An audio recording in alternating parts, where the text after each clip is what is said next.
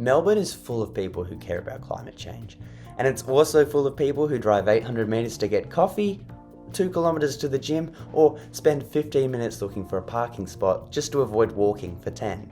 And honestly, there's a reason for that, because even in a city with trams, trains, bike lanes, and somewhat walkable inner city suburbs, short car strips are still weirdly hard to replace. According to Victoria Walks, 1 in 5 trips under a kilometre are still taken by car in Victoria. And that's not cross-country road trips, that's a 10-minute waddle. So if most of us acknowledge that climate change is a problem, why are so many trips still happening by car? Transport is a major source of Australia's emissions. Light vehicles alone account for around 10% of the country's total greenhouse gas emissions. But the problem is, people already know this. Climate change communication has spent decades trying to convince people that climate change is real, urgent and serious, and for a lot of Australians, especially young urbanites, that part mostly worked. Most people broadly understand the issue. What hasn't worked that well is translating that concern into everyday behaviour. Because behaviour isn't driven by abstract information, it's built by habit, convenience, routine, and whatever feels easiest at 8:15 in the morning when you're already late for work. Psychologists sometimes call this the intention behaviour gap. Basically, people can generally want to make environmentally friendly choices, but still not actually do them in practice. And transport is probably one of the best examples of this gap. Most short car trips don't happen because people are aggressively anti-environment. They happen because driving has become normal, automatic, and deeply built into everyday life. Which means the question probably isn't how do we convince people climate change is real, instead something like how do you make alternatives feel realistic enough to actually use?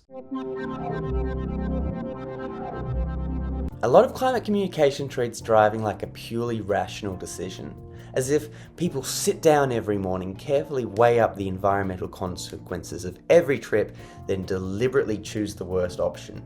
But most transport decisions don't really work like that. They're habitual. You finish work, you get in the car. You need groceries, you get in the car. You're running late, get in the car.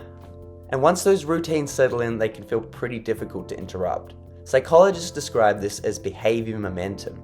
The more normal and repeated a behaviour becomes, the more automatic it feels. And cars are especially good at becoming automatic because they remove friction. You leave when you want, you listen to your own music, you don't wait in the rain, you don't have to think about timetables or crowded trams or whether the bus is randomly replacing trains again. Driving also doesn't just serve a practical purpose. Research on car use shows people often associate driving with comfort, privacy, independence, and control, and rightly so. But that makes alternatives feel less like a neutral decision and more like giving something up. And to be fair, sometimes public transport is genuinely worse. If you live in inner city Melbourne, replacing short trips is usually pretty realistic. But Melbourne's transport system becomes less convenient the further out you go. A quick trip can suddenly involve a bus that comes allegedly every 40 minutes, a 20-minute walk to the train station, or just turning a 15-minute drive into an hour-long commute. Even back in inner Melbourne where alternatives are available, convenience still tends to win. Because climate change feels abstract, but being late for work feels immediate. Finding parking is annoying, but missing the tram by 10 seconds feels emotionally devastating. And individual short trips feel insignificant on their own. Driving a kilometre doesn't make you feel like you're personally causing a climate collapse, which is part of why awareness alone isn't enough to change behaviour. A lot of communication accidentally frames sustainable living as a complete lifestyle overhaul. Sell the car, ride a bike everywhere, perfectly optimise every decision you make for the planet. And for most people, that's just not realistic. What seems to work better is making change feel smaller, more immediate, and easy to fit into everyday life. Not replacing every trip, just some trips. Maybe walking to grab a weekend coffee instead of driving. Catching the tram when parking is going to be impossible anyway. Cycling short distances a couple of times a week. Because even small changes have practical benefits beyond emissions. Walking is free. Public transport gives you time to scroll, read, or completely disassociate while someone else deals with traffic. Importantly, this kind of framing also avoids treating climate change like a moral purity test, because Most people are not going to become perfectly sustainable overnight, but 1 or 2 different transport choices every week feels like a much more achievable goal than completely reinventing your life.